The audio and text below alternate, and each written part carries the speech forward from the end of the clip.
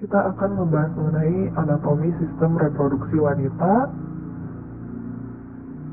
Nah, terlebih dahulu, jadi sebetulnya secara anatomi sistem reproduksi wanita itu dibagi dua, ada genitalia eksterna dan interna.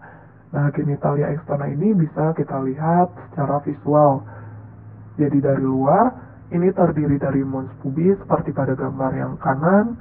Jadi mons pubis ini terdiri dari jaringan lemak, kemudian ada labia mayor et minor, kemudian ada klitoris. Nah, klitoris ini kalau pada laki-laki yaitu penis, jadi merupakan organ erektil yang banyak sabuk syaraf. Kemudian ada vestibulum, lalu ada himen.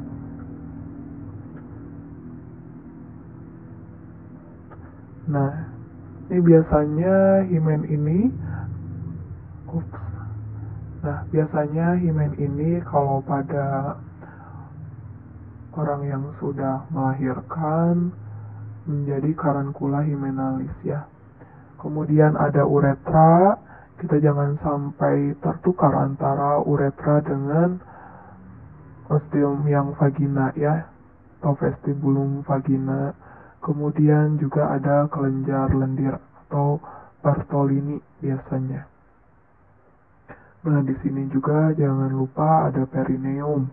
Perineum itu letaknya antara lubang anus dengan lubang vagina. Seperti yang kita tahu bahwa karena letaknya di anus itu banyak bakteri, makanya setiap kali cebok arahnya harus dari depan, dari sini menuju ke belakang. Jadi jangan sebaliknya, karena nanti bisa menyebabkan ascending infection. Ya. Ini gambaran secara anatomis, sumbernya dapat dari Sobota. Nah, perdarahannya sendiri, jadi itu oleh arteri pudenda interna, arteri pudenda eksterna, persyarafannya banyak, tapi yang paling penting di sini nervus pudendus yang paling penting. Karena untuk kontraksi dari miksi juga ya. Nah, sekarang bahas mengenai genitalia interna. Ini penting untuk terutama di obstetri dan ginekologi. Kita bahas yang pertama ini ada ovarium. Ovarium, kemudian ada tuba uterina, uterus dan vagina. Nah, di sini ovarium itu letaknya sepasang ya. Bentuknya itu seperti kacang almond. Nah, di sini ovarium itu di dalamnya terdapat oosit atau sel-sel telur yang terdiri dari beberapa siklus.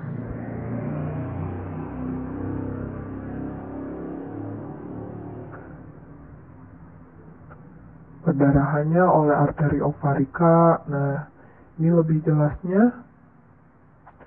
Jadi letak ovarium ini di dinding lateral pelvis pada fossa ovarika.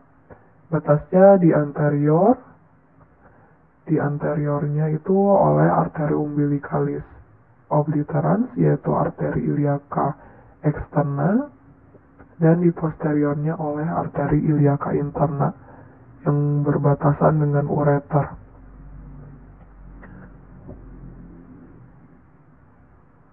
Untuk struktur yang menyokong ovarium yaitu ada mesovarium, ligamentum suspensorium ovarii, dan ligamentum ovarii proprium. Ini bisa dilihat.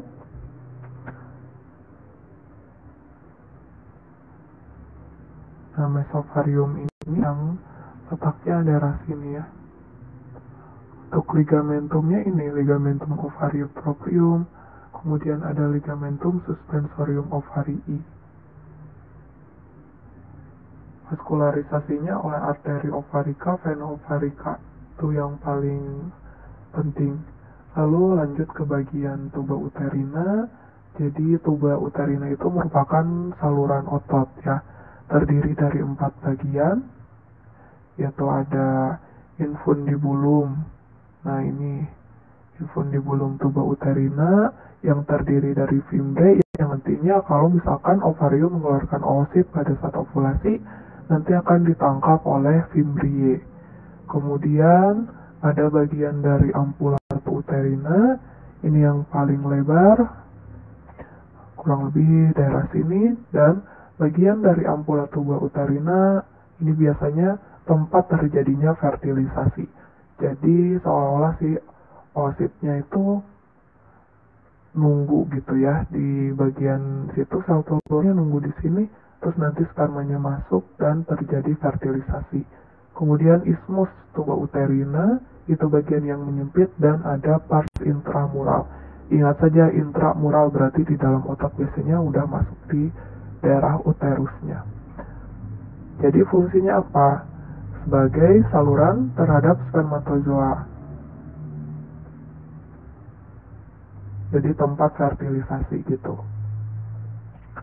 Kemudian perdarahannya baik oleh arteri ovarika, uterina, venanya juga sama, persyarafannya oleh plexus ovaricus dan plexus uterinus. Nah, kita lanjut ke uterus. Letak uterus itu di kavitas pelvis. Agak miring ke kanan dan sedikit berputar, posisinya antefleksi ya, jadi ke depan. Bentuknya seperti buah pir, ada 3 bagian uterus, yaitu ada bagian fundus uteri, di atas muara tuba uterina ya kurang lebih sekitar sini, kemudian korpusnya, dan bagian yang utama di sini ada cervix, atau kita sebut sebagai leher rahim.